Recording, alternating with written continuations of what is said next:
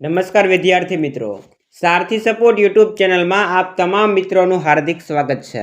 તો વિદ્યાર્થી મિત્રો, 26 તારીખથી તમારી બોર્ડની જે એક્ઝામ છે એ શરૂ થવા જઈ રહી છે, ત્યારે આજના વિડીયોની અંદર આપણે ધોરણ 12ના અર્થશાસ્ત્ર વિષયના જેટલા પણ વિભાગ ડી અને ઈના આઈએમપી પ્રશ્નો છે એ તમામ પ્રશ્નોની આ વિડીયોની અંદર ચર્ચા કરીશું અને ગેરંટી સાથે કહીએ છીએ કે જે તમને અહીંયા આઈએમપી આપવામાં આવેલા છે એના બહાર એકય પ્રશ્ન તમને નહીં પૂછાય। તો સૌથી પહેલાં તમારે જેટલા પણ પ્રશ્નો અહીંયા આઈએમપી મળ્યા છે એ તમારે તૈયાર કરવાના છે।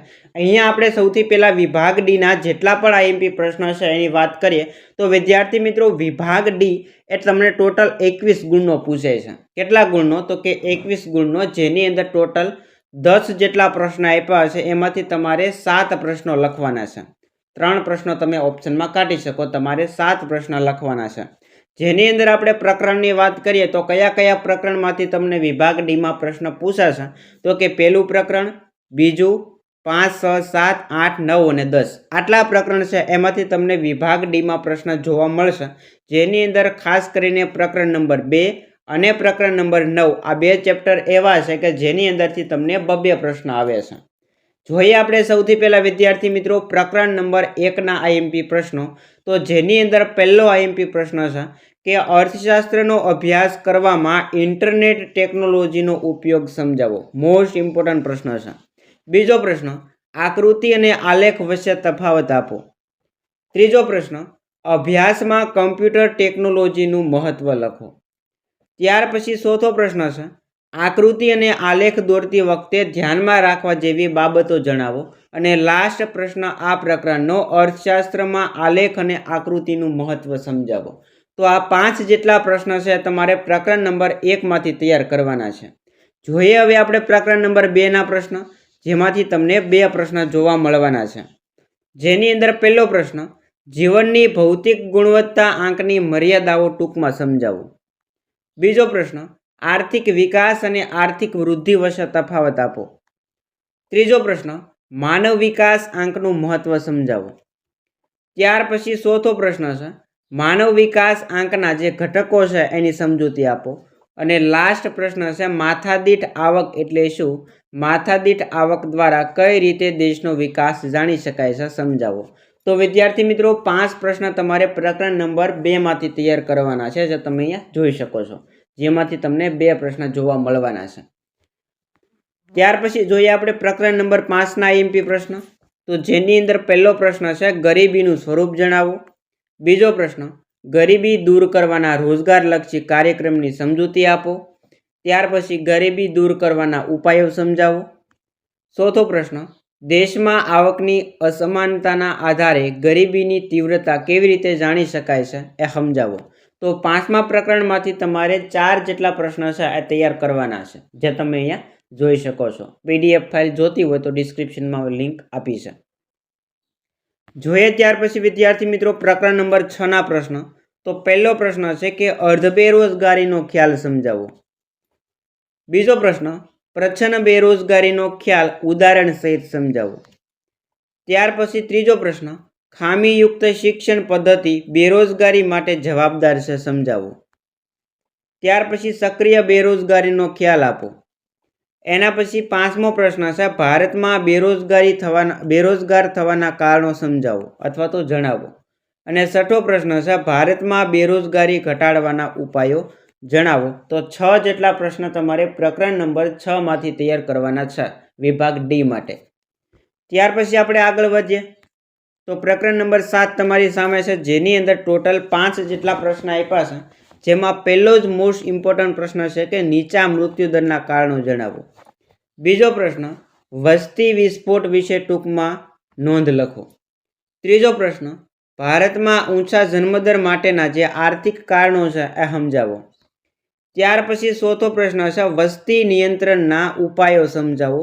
અને છેલ્લો પ્રશ્ન છે, ટૂંક નોંધ લખો, ભારતમાં જાતિ પ્રમાણ। તો વિદ્યાર્થી મિત્રો, પ્રકરણ નંબર 7 માંથી તમારે આ ટોટલ 5 પ્રશ્ન છે તૈયાર કરવાના છે, જેમાંથી તમને પ્રશ્ન 1 જોવા મળવાનો છે। જોઈએ હવે આપણે પ્રકરણ નંબર 8ના પ્રશ્ન, જેની અંદર પહેલો પ્રશ્ન છે, કૃષિ એ ભારતીય અર્થતંત્રની કરોડરજ્જુ સમાન છે એ સમજાવો। બીજો પ્રશ્ન, પાકની ફેરબદલી સમજાવો। ત્યાર પછી ત્રીજો પ્રશ્ન છે નીચી ખેત ઉત્પાદકતાના કારણો સમજાવો અને ચોથો પ્રશ્ન છે કૃષિ સંશોધનની ચર્ચા કરો। તો પ્રકરણ નંબર 8માંથી ટોટલ આ 4 પ્રશ્નો તમારે તૈયાર કરવાના છે। જોઈએ હવે આપણે પ્રકરણ નંબર 9ના પ્રશ્ન કે જેમાંથી તમને 2 પ્રશ્ન જોવા મળશે, જેની અંદર પહેલો પ્રશ્ન છે વિદેશ વેપારના કારણો ટૂંકમાં સમજાવો।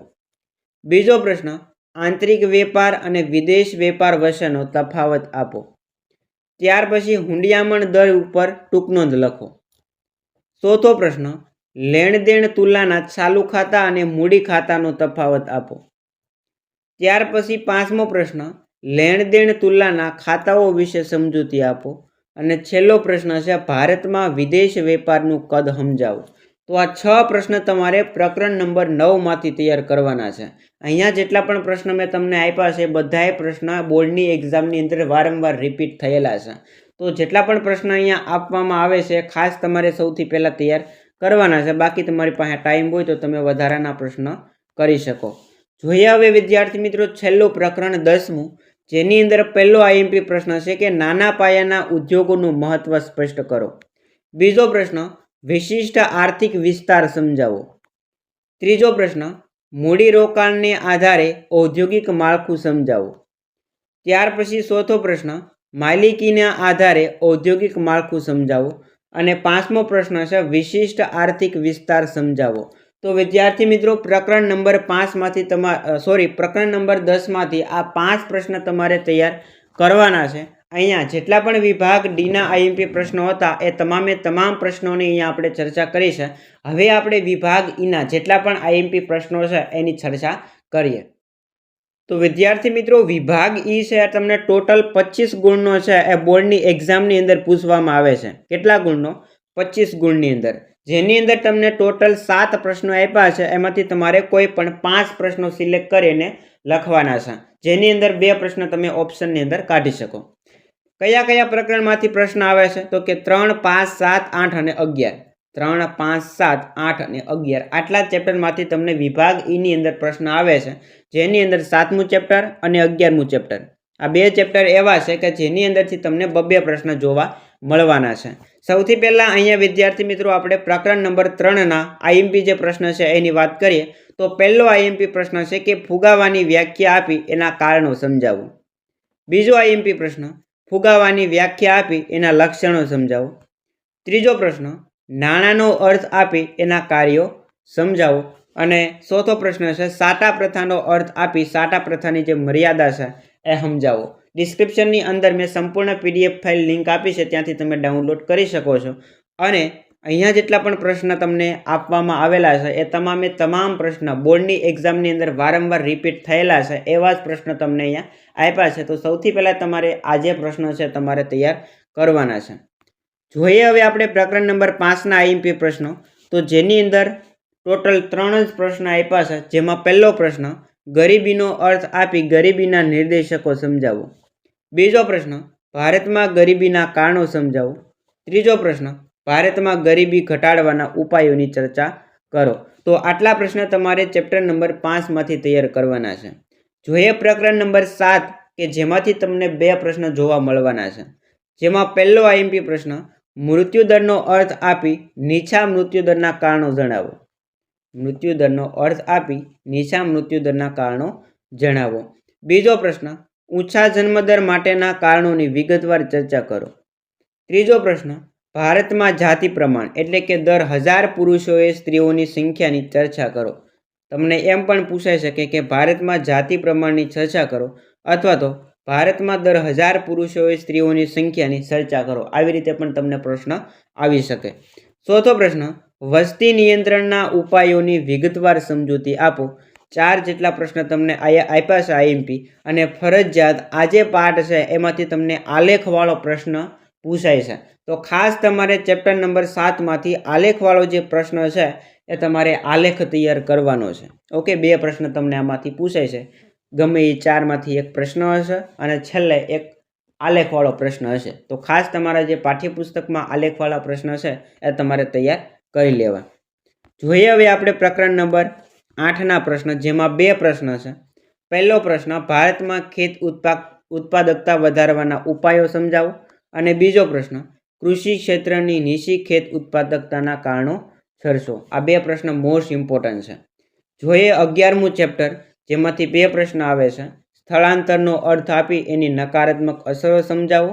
બીજો પ્રશ્ન, શહેરીકરણની હકારાત્મક અસરો સમજાવો. અને ભારતમાં શિક્ષણની સ્થિતિ ઉપર વિગતવાર સમજૂતી આપો. તો ટોટલ 3 પ્રશ્ન તમને પ્રકરણ નંબર 11માંથી તૈયાર કરવા આપ્યા છે. એ 3માંથી તમને બે પ્રશ્ન પૂછાઈ શકે છે. ઓકે, તો આ હતા વિદ્યાર્થી મિત્રો વિભાગ ઈના મોસ્ટ ઇમ્પોર્ટન્ટ પ્રશ્ન. અહીંયા આપણે વિભાગ ડી અને ઈ તમામ પ્રશ્નોની ચર્ચા કરી છે. છતાં પણ તમને કોઈ ડાઉટ લાગતો હોય અથવા તો તમને એમ લાગતું હોય કે નહીં પૂછાય, તો તમે પેપર આપીને આવો ત્યાર પછી તમે ચેક કરજો કે કેટલા આપણા આઈએમપીમાંથી પ્રશ્ન પૂછાયેલા છે. ત્યાર પછી તમારે બીજા જે વિડીયો છે એ જોવા, બાકી જોવાની કોઈ જરૂર છે નહીં. ઓકે, તો વિડીયો પસંદ આવ્યો હોય તો લાઈક કરો, શેર કરો અને ચેનલ ઉપર નવા હોય તો સબસ્ક્રાઈબ કરો. મળીએ દોસ્તો આવા જ નવા વિડીયો સાથે. જય હિન્દ, જય ભારત.